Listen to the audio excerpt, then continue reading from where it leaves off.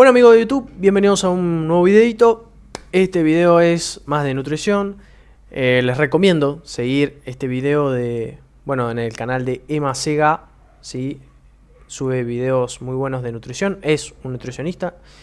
Y bueno, la verdad que tiene bastantes conocimientos. Y bueno, en este caso vamos a ver uno hace 2 meses, pero bueno, pasa que es cortito. Recuerden que estamos en stream reaccionando a este tipo de videos y nos vienen bien para seguir creando contenido, ¿sí? Vamos a reaccionar. En este caso está hablando de Mike Mentzer y la proteína. ¿De verdad 80 gramos eran suficientes? Bueno, Mike Mentzer es un fisiculturista de aquellos tiempos que, bueno, revolucionó bastante el mundo del fisicoculturismo. Entonces, tenía varios sistemas de entrenamiento. Bueno, tenía su sistema de entrenamiento, su nutrición, que bueno, era bastante peculiar, vamos a decir, ¿no? Que el requerimiento y la ingesta de proteína sea alta es a aquellos que venden suplementos de proteína. Me dijeron que tenías que consumir una cantidad exorbitada de proteína, 2 gramos por kilogramo de peso corporal, 2,5, 3. Bueno, Mike Mentzer, un culturista profesional, campeón del Mr. Universo y creador del método Heavy Duty, o sea, el que no hace Adrenaline Coach, no solamente no creía en eso, sino que decía que con 80, 90 gramitos de proteína por día era más que suficiente. Hoy, panitas, quiero que nos metamos un poquito en la filosofía nutricional de Mike Mentzer. ¿Qué es lo que decía? ¿Por qué lo decía? También obviamente quiero darte mi opinión. Che, está muy bueno este video, ya de entrada. ¿Por qué? Porque mucha gente consume mucho proteína. O sea, le da mucha prioridad a la proteína. Yo pienso que está sobrevalorada. Mucha gente consume proteína. O sea, come mucha carne, come mucho pollo y encima se suplementa. ¿Entienden? Al respecto de todo esto, porque me parece muy interesante. Obviamente estaremos acompañados de mi queridísimo mate, por lo que sin más preámbulo, vamos a darle. Para comenzar, la primera pregunta que nos tenemos que hacer es ¿quién era Mike Mentzer? Y yo creo que la gran mayoría de personas que van a ver este video o sabemos o saben quién es Mike Mentzer. Sí. Pero bueno, aún así, no está de más decir que fue un culturista que compitió en los años 70-80, en la época de Arnold, que tenía particularmente una filosofía de entrenamiento disruptiva, series únicas, mucha intensidad de entrenamiento, poca frecuencia, poco volumen, y que en la parte nutricional era igual de radical, era en contra de todo. ¿Por qué lo digo? Porque en su libro de Heavy Duty hay una sección de Heavy Duty Nutrición, que es la que yo estuve indagando y leyendo bastante, y que va a ser la base bibliográfica de este video, para poder entender cuál es la lógica detrás que utilizaba Mike Mentzer para decir lo que decía y hacer lo que hacía, básicamente. ¿Cuál era su premisa? La premisa de Mike Mentzer con respecto al culturismo era muy simple. El culturismo tiene que abogarse desde la ciencia. O sea, él decía de hecho que era el único culturista que practicaba el culturismo desde un enfoque científico. ¿Por qué? Porque se habrán escuchado, incluso a día de hoy, culturistas de la old school, o sea, que tienen todavía esa mentalidad de antes. Antes se promulgaba mucho cada uno tiene que encontrar su manera de entrenar y de comer. Como cada persona era distinta, cada uno debía encontrar su manera. Mike Mentzer no le cerraba por ningún lado. Entonces él decía que ninguno de todos esos culturistas practicaba la ciencia del culturismo. ¿Por qué? Porque la fisiología del ejercicio y la ciencia de la nutrición son las mismas para todos, lo cual es cierto. O sea, tenemos más o menos la gran mayoría de personas, salvo casos puntuales, páncreas, 2 riñones, los procesos metabólicos funcionan de determinada manera, más o menos funcionan todos lo mismo, todos tenemos una misma base. Existe obviamente esa misma variabilidad individual y Mike Mentzer era consciente de esto, pero él a lo que apuntaba era, si bien es cierto, existe esa variabilidad individual, todos partimos de una misma base. Y si ustedes me preguntan a mí, yo estoy bastante de acuerdo con lo que decía Mike. Si bien es cierto, existe esa variabilidad individual y hoy en día más que nunca lo estamos cada vez descubriendo más y nos estamos acercando cada vez más a esa nutrición de precisión, partimos todos de la misma base, siempre y cuando no existan patologías o demás. O sea, realmente la ciencia de la nutrición es una ciencia porque podemos lograr que una muestra de una población sea representativa para toda esa población. Así que sí, esa premisa de Mike Mentzer, en mi opinión, la banco. ¿Qué decía Mike Mentzer sobre la ganancia de masa muscular y las proteínas? Mentzer decía que si uno quiere construir 10 libras de músculo al año, o sea, 4,5 kilogramos de músculo al año, tiene que consumir un excedente de calorías calorías de 6.000. 6.000 calorías, no por día, al año. O sea, 6.000 calorías dividido 365 días, quedan 16 calorías por día de superávit, nada más. Mírenme, Si consumo mirá. 3.000 calorías para mantenerme, necesitaría 3.016 Tremendo, calorías para construir 10 libras de músculo al año. ¿De dónde salen estas 6.000 calorías? Menser decía que si uno mide con un calorímetro cuál es el costo de mantener una libra de músculo, son 600 calorías. 600 calorías por 10 libras de músculo al año te da 6.000. ¿Cuál es el problema de esto? Que si bien es cierto el razonamiento de Mike parece lógico y todo, Mike solo tenía en cuenta el costo de mantener el tejido muscular y no el costo de construirlo. Son dos cosas distintas. Construir masa muscular no es algo gratuito. De hecho, a día de hoy todavía tenemos limitaciones metodológicas, tenemos herramientas para poder medir cuál es el costo de construir un kilo de masa muscular. Tenemos limitaciones a nivel de laboratorio para medir cuál era el costo de la síntesis proteica, del recambio proteico, de las mismas pérdidas metabólicas que se pueden dar en ese mismo proceso de... hay muchas cosas. Había calculado las calorías que tiene un ladrillo, pero no las calorías que cuesta construir una pared. Ahora, con respecto a las proteínas, bastante curioso el razonamiento de Mike, pero Mike decía que como el músculo está compuesto de 70% de agua, 22% de proteína, entre otras cosas, y yo necesito 16 calorías de superávit, 16 calorías extra, como el músculo está compuesto de 22-25% de proteína, yo tengo que agarrar el 25% de esas calorías extra, o sea, de 16 calorías, 4 calorías, y resulta que 4 calorías tiene 1 gramo de proteína, ese sería el requerimiento de proteínas. O sea, el RDA será como 8 gramos por kilogramo de peso corporal, más una proteína. Para poner un número, 1 gramo de proteína. Que pesa 100 kilos, necesita 80 gramos de proteína para mantenerse y 1 gramo más, 81 gramos, para construir 10 libras de músculo al año. De esa forma puede sostener el crecimiento muscular, con entrenamiento obviamente. Esto obviamente está bastante lejos de lo que se recomienda hoy en día. O sea, si uno quiere optimizar la ganancia de masa muscular, en un proceso de ganancia de masa muscular, suele tirar por 1,6 gramos por kilogramo de peso. El doble, básicamente. Decía esto? Básicamente decía porque a los únicos que les interesa que el requerimiento y la ingesta de proteínas sea alta es a aquellos que venden suplementos de proteína. Él contemplaba que lo más importante era cubrir los requerimientos calóricos, o sea, esas 3.016 calorías de ejemplo, esas 16 calorías extra. Con que se... Che, es muy interesante porque, claro, a los vendedores de proteína les conviene decir, no, hay que tomar proteína para crear músculo. Puede ser algo que tranquilamente sea favorable para los que hacen estos tipos de suplementos, ¿no? Y fíjense que están recomendando el doble que lo que dice Mike Menser, o sea, de 80 a 160. Cubra el requerimiento de calorías diario y se cubra la ingesta proteica, el RDA 0,8 gramos por kilogramo de peso más el gramito extra, el resto lo completabas con carbohidratos y grasa, con una clara prioridad sobre los carbohidratos y listorti. ¿Qué alimentos y qué cantidades recomendaba Mike? Mike recomendaba 4 grupos de alimentos. El primero, los cereales, los granos, como los panes, productos horneados, porque son productos económicos con un buen aporte nutricional y son... Qué rico ese pan, ricos en carbohidratos. De hecho, él dice en su mismo libro que consumía muffins de salvado y pan integral. Mi opinión sobre esto es que está bastante acertado realmente, o sea, y la alimentación que él promulgaba y lo que hoy en día se ve es una prioridad en los carbohidratos. Y me parece importante acá puntualizar que uno va a buscar alimentos, fuentes de carbohidratos complejos, preferentemente integrales. Como él estaba comiendo muffin de salvado, pan integral, arroz integral, cereales o granos enteros. Y realmente yo apuntaría por eso también. Después obviamente se tiene que contextualizar si necesitas algo más refinado, de preentreno, lo que sea. En fin. Segundo grupo de alimentos que recomendaba Mike, frutas y verduras. ¿Qué cantidad? 4 raciones o más. Por el aporte de micronutrientes y de fibra. Creo que esto está bastante bien. Es más o menos lo que vemos como recomendación en general también. Lo banco. Tercer grupo de alimentos que recomendaba, proteínas. Todo lo que tiene que ver con los alimentos ricos en proteínas. Pescados, huevos, carnes y legumbres. Sí es importante que él mencionaba que legumbres. No es necesario consumir una porción tan grande de proteína, porque como la ingesta de proteínas es relativamente baja, tampoco era necesario comer una cantidad exorbitada de este grupo de alimentos. Con una porción considerable de carne, él ya decía, con eso cubrís bien. Cuarto grupo de alimentos que recomendaba, leche y productos lácteos. ¿Qué cantidad? 2 porciones por día y preferentemente lácteos descremados o semi-descremados, o sea, bajos en grasa. ¿Por qué? Por el aporte de grasa saturada que tienen los lácteos enteros. Y creo que esta recomendación también va alineada con, hoy en día, los patrones alimentarios que mejor resultados tienen en la salud. O sea, por lo que entiendo, Mike también apuntaba que, si bien es cierto, la dieta fuese una dieta apuntada a un culturista, no se olvidaba de los resultados en la salud de los alimentos que se consumían, lo cual me parece de lo más acertado. Ahora, me parece bien. Fíjense que Mike Menser tenía como prioridad los carbohidratos.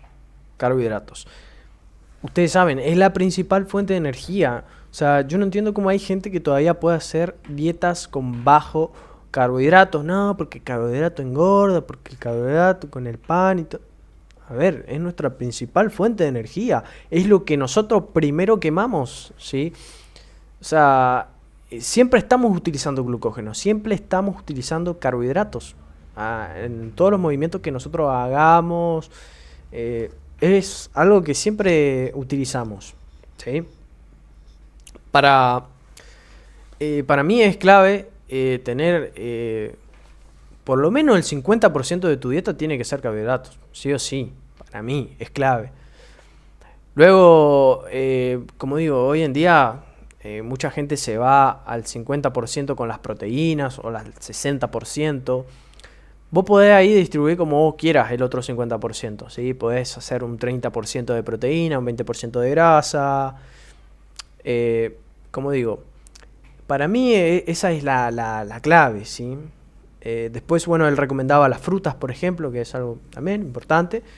En tercer lugar, las proteínas. Y después lo que vendría a ser, bueno, los lácteos, básicamente, que también vienen como en aporte de proteína y grasas, ¿no?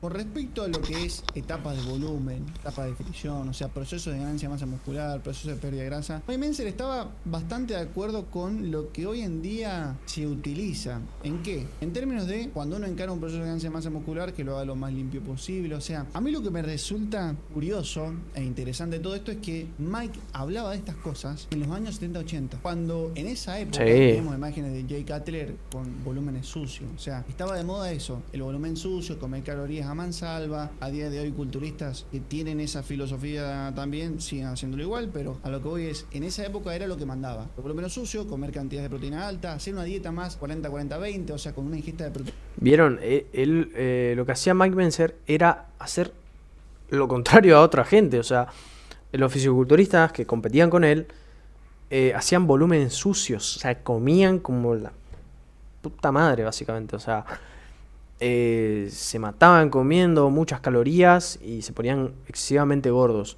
¿sí? Obviamente después eso con un buen déficit lo bajan, pero si ven el físico de Mike Mentzer, van a ver que la dieta y el sistema de entrenamiento de él, a pesar de ir en contra de todos los otros, le funcionaba. Era muchísimo más alta, menos carbohidratos, menos grasa. El enfoque era distinto. Y Mike tenía un enfoque que para día de hoy es lo normal, o tiende a ser lo normal para la gran mayoría de personas, y es lo que uno ve también en culturismo natural, pero que para esa época era rarísimo, era totalmente descabellado. Sobre todo porque había una industria de los suplementos que estaba siendo emergente. Iba en contra de todo lo que estaba establecido, y eso es algo muy interesante. También tenía en cuenta que si uno quería, por ejemplo, hacer etapas de pérdida de grasa, podía hacerlo incluso comiendo carbohidratos refinados, que lo más importante era la ingesta calórica, el balance calórico. Es decir, si vos estás en déficit calórico, si comes menos de lo que tu cuerpo gasta, independientemente de que sean helados o chocolates, vas a perder peso. Igual, si entrenás, vas a perder grasa. Eso es lógico. Un concepto de fisiología que para esa época no era lo común. Creo que se nota mucho que era un tipo que estudiaba y que no seguía las modas. Para dar un cierre a este video, que si les ha gustado, háganmelo saber en los comentarios. Un total visionario para mí, Mike Mentzer. Interesantes, muy aplicables a día de hoy, y otras que están ahí. ¿Qué es lo que a mí sí me hace ruido? El tema del superávit calórico. O sea, esto de, para maximizar el crecimiento muscular y ganar 10 libras de músculo al año, esos valores, esos numeritos, medio como que los interpretaba, los razonaba. Sí, para mí es general, pero está bueno también ese superávit que él hace, porque tengan en cuenta, nosotros ganar músculo, sí, a ver, los primeros años de gimnasio, por ahí es fácil ganar músculo porque, bueno, uno pasa de ser sedentario a entrenar el gimnasio un año. Obviamente vos podés ganar masa muscular ahí en ese lapso, pero después te vas a dar cuenta que con los años, al año vas a ganar entre 2, 3, 4 kilos de masa muscular, ¿entendés? En el año. Y es así la fisiología, ¿sí? Obviamente esto hablando desde la naturalidad, o sea, si vos te inyectas, obviamente vas a conseguir más masa muscular, ¿no? Pero bueno, estamos hablando de suplementación química, o sea, es obvio. Pero en lo natural, 5 kilos, 4, 3 kilos al año, más o menos es, digamos, lo más normal, ¿sí? Dependiendo de los años que vos lleves, ¿sí? A medida que vos lleves más años, es más difícil ganar masa muscular. ¿Se entiende? Pero para mí es razonable el número que él propuso. Obviamente es algo general, no hay que agarrarlo tal cual.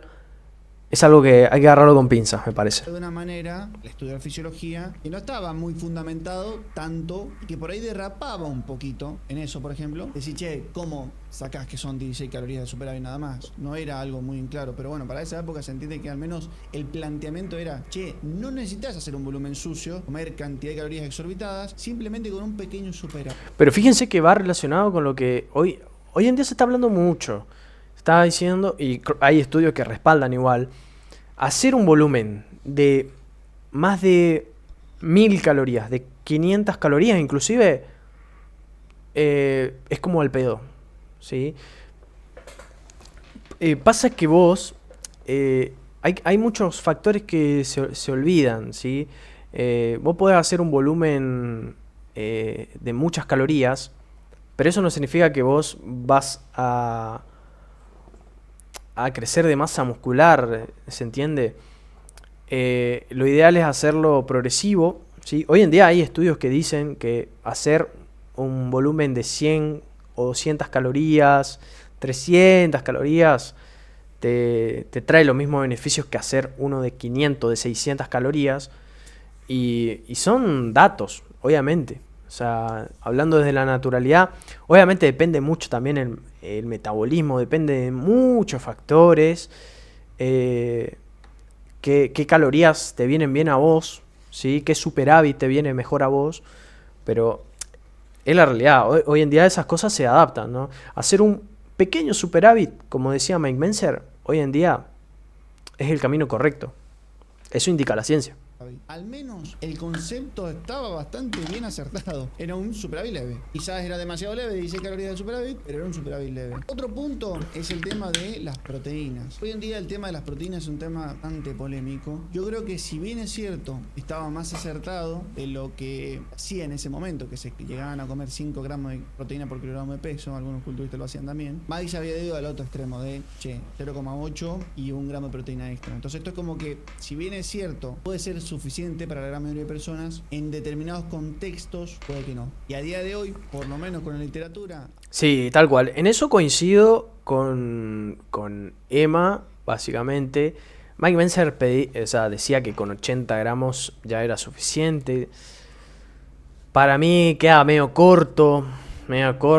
Consumir 80 gramos de proteína en el día me parece corto. Me parece que es lo suficiente, sí. Si vos querés mantener tu masa muscular, si vos querés mantener... está perfecto consumir 80 gramos, me parece bien. Pero yo creo que si vos querés maximizar un poquito tus ganancias musculares, tenés que irte un poquito más, me parece, ¿sí? Obviamente también depende de cada contexto, como dijo Emma. Pero sinceramente me parece que se podría consumir, ¿sí? Hay gente que consume 200 gramos, me parece mucho. Me parece que se debería estar entre un 120, 140. Depende mucho la altura, el peso, las calorías que vos gastes, pero son los números que yo por lo menos manejo en cuanto a ingesta de proteína, más o menos.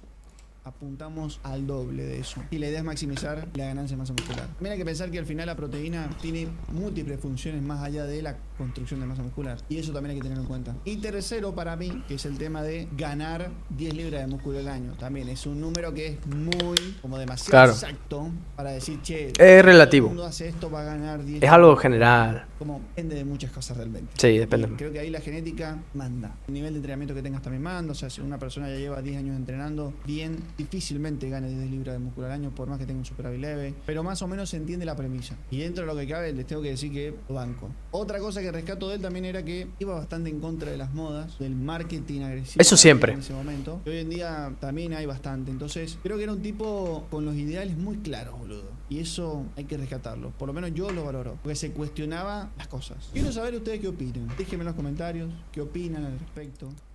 Bueno, Esto fue el videito de Mike Menzer. Básicamente fue como una opinión. También, como digo, es súper interesante. Como digo, estaría bueno traer más videos de Mike Menzer porque a mí me encanta. Yo soy fan del sistema Heavy Duty. Y bueno, me interesa también mostrarles también más videos sobre este fisicoculturista que para mí iba en contra de todo y en algo tenía razón, como digo. Era un visionario para esos años del 70. La verdad que una locura como pensaba y cómo ponía en práctica su entrenamiento, su nutrición y sus ideologías, ¿no? Así que espero que les haya gustado el video y bueno, nos vemos en la próxima.